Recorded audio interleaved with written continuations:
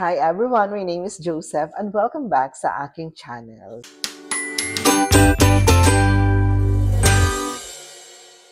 Natapos na nating pag-usapan ang mga tips na aking naibigay based sa aking experience at ang mga pamahiin tungkol sa board exam. Ngayon naman, pag-usapan natin ang mga techniques based on my experience sa pagsagot during the duration of answering the LET questions or any board examinations. First technique na dapat mong gawin ay yung tamang pag-shade sa iyong scantron. May nagsasabi na dapat super black ang iyong pag-shade kasi yung mga scantron na nakolekta is ito travel pa siya sa pinaka main office kung saan doon gaganapin yung parang checking. So baka may tendency na mag-fade yung pag-shade mo, kaya kailangan daw is super black ang iyong pag-shade.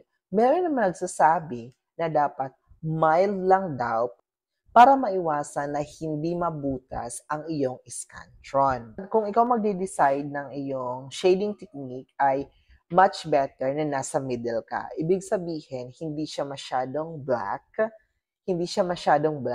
tapos hindi naman siya masyadong mild. Kailangan katamtaman lang yung pang-shade mo to make sure na mababasa siya ng machine. Next is, kung sa first question pa lang is nahihirapan ka nang i-comprehend kung ano nga ba yung question na yon or yung concept niya, much better na mag-proceed ka sa next question. Huwag mong sayangin yung oras mo sa pag-iintindi ng isang question kasi kakapusin ka talaga ng oras. Remember na yung oras sa Gen Ed, sa pagkakaalala ko, parang 2 hours. 2 hours. Tapos sa Proof Ed, 2 hours din. Tapos sa Majorship, kung sa secondary, is 3 hours. Sa pagkakaalala ko. Kailangan hindi kainin yung oras mo sa isang question lang na nahihirapan ka mag-comprehend. Kailangan mag-proceed ka agad sa mga next questions. Tapos, pag nandun ka na sa last item, yung natitirang oras mo, yun yung gagamitin mo para balikan yung mga hindi mo nasagutan at the same time, nare-review mo yung mga yung mga answers mo. Next is maximize your time.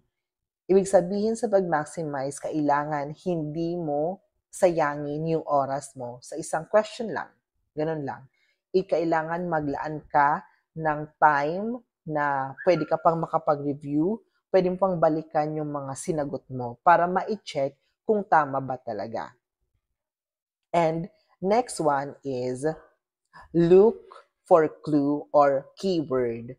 During your review, it is important na nag-take note ka talaga kasi nga may possibilities na yung question is merong mga keyword na ibinibigay. So, kung nag-take note ka tapos yung keyword na nandun sa question is nabasa mo or natandaan mo, automatic, alam mo yung maisasagot mo. Next one is, when it comes to general education, yung technique na pwede mong i-apply is to answer the questions as fast as you can. Yung Gen Ed is more on general knowledge. It's more on, during your review, kung magaling ka sa memorization, madali mong matandaan yung yung concept pagdating sa Gen Ed kasi nga general education siya. Tapos merong may mga binibigay ng mga keywords doon. Next, pagdating naman sa professional education, comprehension ang labanan sa professional education. Kailangan, yung technique na kailangan mo i-apply dito is don't rush. Comprehend each question sa professional education.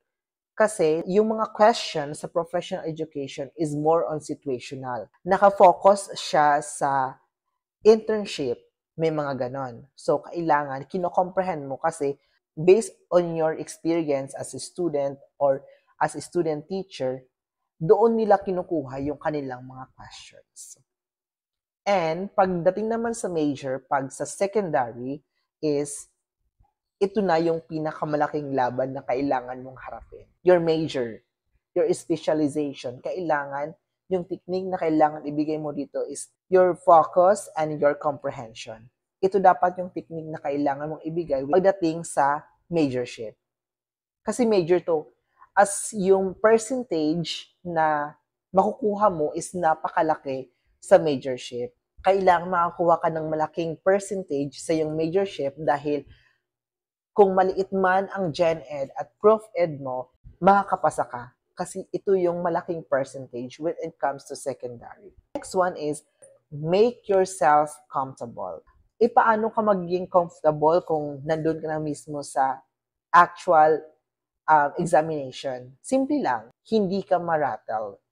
I-relax mo yung sarili mo, umupo ka ng maayos. Next one is, relax after you finish every component ng examination. For example, pag natapos ka sa Gen Ed, kasi nagbibigay naman yon ng mga parang mga 10 minutes na rest or 15 minutes yung proctor mo, dyan mo ilaan yung oras sa pag-relax.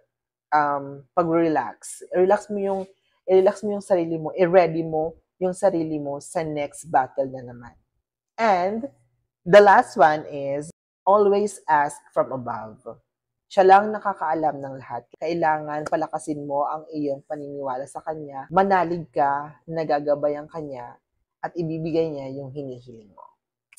So, yun lang naman ang aking na-share ngayon sa inyong lahat. I hope na meron naman kayong nakuha kahit konti lang naman. Thank you for watching everyone and happy learning. Bye!